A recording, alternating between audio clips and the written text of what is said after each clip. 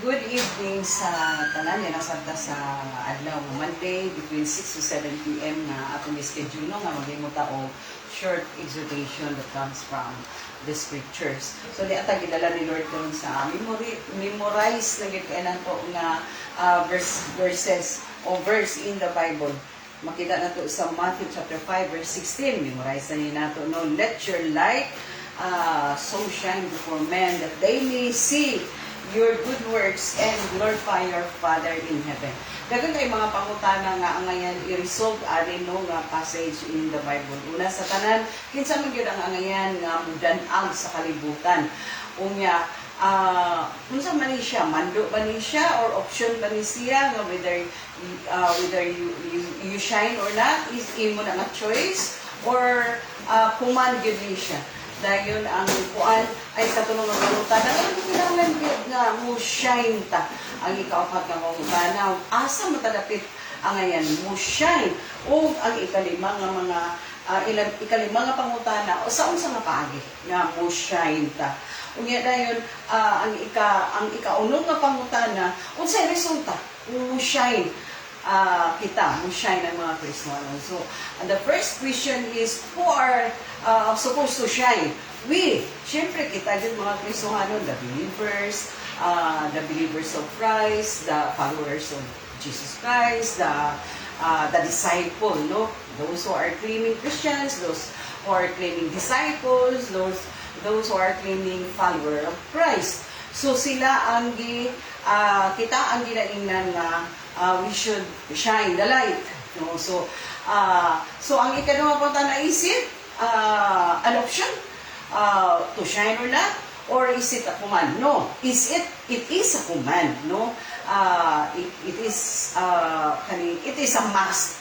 No. Importante kay sa nga tanan kay mao na siya ang purpose nganong gitawag ta nganong ipili ta nga mga katawhan sa Diyos, no? And then the third question nga atong i-resolve is where are we supposed to shine, no? Asa ta dapat ingon dito nga let your light so shine before men. So sa ato pa ay before men, or in other words in the midst of the world or in the world, no? So dito ta dapat mo shine, no? So mao na siya nga diha di dapat ang ikapat nga pangutana, ikatulo na to, ang ikapat nga pangutana is why is it important nga mo shine nita? So importante nga mo shine ta kay ngano aron makita nila ang good works so that the world may see the good works, no, of Christians nga namunga mga Kristiyano, namunga ang ilang pagtuo diha kay Jesus. Kaya ang pagtuo nga walay bunga kawang lamang gihapon. So that the world may see the good works of the Christians, we should supposed to shine. No, so manang rason, why is it necessary for us to shine? Kaya man kita talaga kalibutan nga ang pagtuo nato dili patay. Kay kung patay dili mamunga. Pero kung buhi ang atong pagtuo ng Kristo, mamunga din. So man siya ang ikaapat, no, nga pangutana nga angayan nato i-resolve. Dahil ang ikalima nga pangutana, sa unsa nga paagi, in what way that we can show the light? Sa unsa nga paagi? Kung anong tanaw di sa verse 5 to 7. Ingon din sa verse 5, no? Blessed are the weak, for they shall inherit the earth. Blessed are those who hunger and thirst for righteousness, for they shall be filled.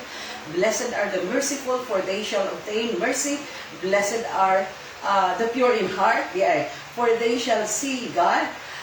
Blessed are the peacemaker. Paingon din sa 10, no? Blessed are the peacemakers. Mao ni siya ang mga preceding mga verses nga gi-mention ni Ginoong Hesus before he said, let your light so shine. No, paingon sa 16. Sa 16 nato na mabasa ang let your light so shine. But in verse 5 to verse 10, iklaro ni Ginoong Hesus dinhi ang beatitudes. So, mao ni siya ang tubag, no? Pagkabot sa 8, blessed are the pure in heart, blessed for they shall see God. Blessed are the peacemakers, for they shall be called sons of God. Blessed are those who are persecuted for righteousness' sake, for theirs is the kingdom of God. So, ang pangutana, sa unsa nga paagi, in what way we are supposed to shine? So, klaro kay diri sa atong gibasan that we need to be humble. Para mo shine ta, para mo dalag ta sa kalibutan, di kinahanglan ka ini nga doon light nga mo shine sa kalibutan. No? So, we must be humble, be merciful, have a pure heart. Mo ni siya gipang-mention diri, be a peacemaker, no? Kay ang kalibutan karon grabe na kagubot kaayo. So, we are supposed to be a peacemaker ng mga Kristohanon. Then we have to endure persecutions, no, for righteousness sake. Muna ginaingon din So, importante gid kaayo nga dunay gadanag. Dunay gadanag. So, kay kung walay magdanag, nit-nit kaayo ang kahintang sa kalibutan. Pero kung naay mga Kristohanon, tinud nga Kristohanon nga magdanag, because nahimuta nga peacemaker, nahimuta nga nahimutan nga kaning ingon diri nga have a pure heart, be humble, no, be a peacemaker, be merciful. So diha makita ang dako kaayo nga kalainan dihay. No, so mamahimutan nga shine, mamahimutan nga light nga shine gyud tinuray.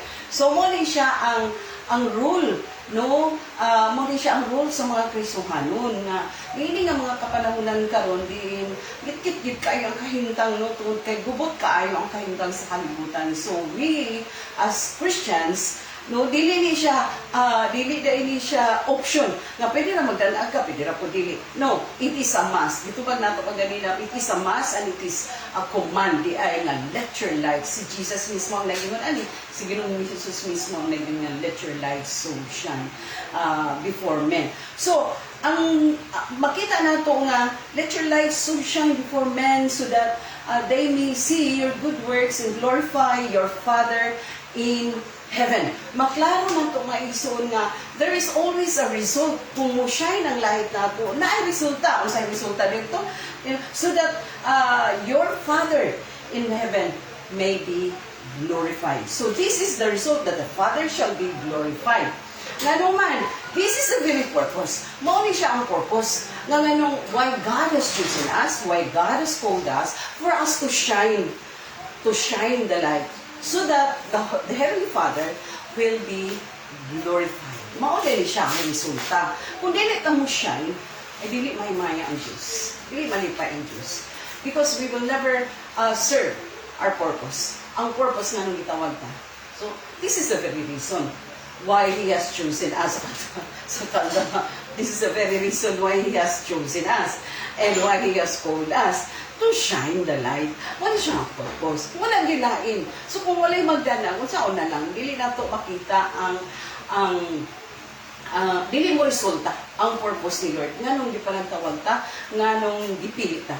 So, kaning panikamutan na to, nga ma-serve yun ang purpose. No, mahimo na to ang purpose. So mga butang, mga pangutana, ani maburak ani siya nga passage, pero daghan kay mga pangutana nga angayan gyud ma-resolve ni ug karon natubag nato ang mga pangutana. Amen. At kanatay nakutlo karon sa kamubo sa atong pag-share sa scriptures that comes from Matthew chapter 5 verse 16. Let your light so shine before men that they may see your good works and glorify the Father which is in heaven. Amen. God bless us all until next Monday between 6 to 7 p.m.